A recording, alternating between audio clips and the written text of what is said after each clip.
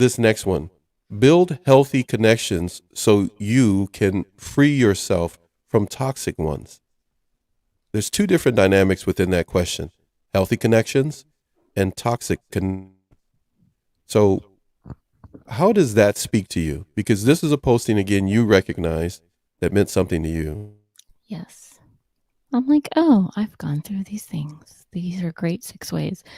Of course, once you acknowledge, you observe whatever you're feeling or thinking, whatever's ailing you, right? It's basically what's ailing you, like what's keeping you up at night, and what's bugging you, and like what do you really want if you're really honest with yourself, and what's holding you back from getting there.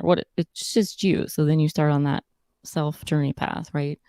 So when I started doing that, like what I was referring to, reading these books and then reaching out and going, you know what, I'm going to take an acting class, because when I was a little girl, I said I wanted to be an actress. And then I never really did it because I was looking for parental support or whatnot. When you're a kid, you can't really drive yourself down the road and to auditions and things like that. But it's like, I knew if I want to do that, I have to be an adult. It has to be my own way, because I'm not supported like that here. It's kind of like, no, that's not happening. You can play all you want in the playroom though, like keep on acting. So I did, which was really fun by myself. But I think a lot of kids do that. It's awesome. It's creative play. Um, my son does that automatically, and I just like encourage that for him. It's so, for me, having that and then seeing my son really kind of blossom as he's learning and getting to know himself too is such a blessing, because I'm like, oh my gosh, we have that in common. Like, you know, it's just really cool, but it's natural. Did I ever force that? No.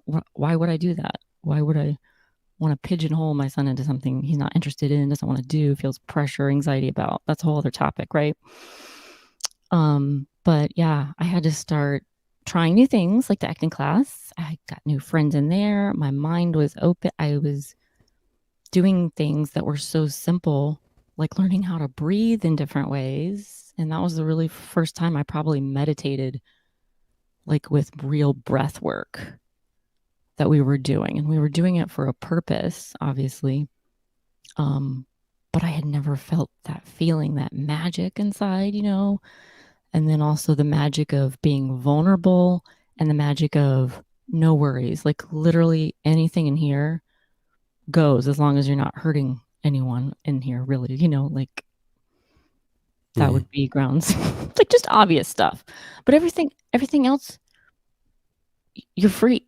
You're free to play. You're here to play. We're here to do a craft, and it's an art, and we're going to reparent, our inner child, or parent it at all if we were never properly parented, and give ourselves some of those things that we need. And it's like I learned little basic, easy steps back then and got to practice it as well as expressing myself and connecting with a partner, Mhm. somebody that's really, I look into some of these actors' eyes that have become my friends, and I didn't know them yet, but instant connections.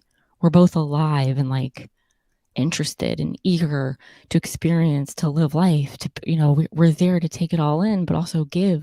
And it's like when you have that commonality and you're there and you feel this energy coming out of this stranger, but you feel like you're, kinsman, like this is my bro, this is my sis. Like you can feel it inside in your soul.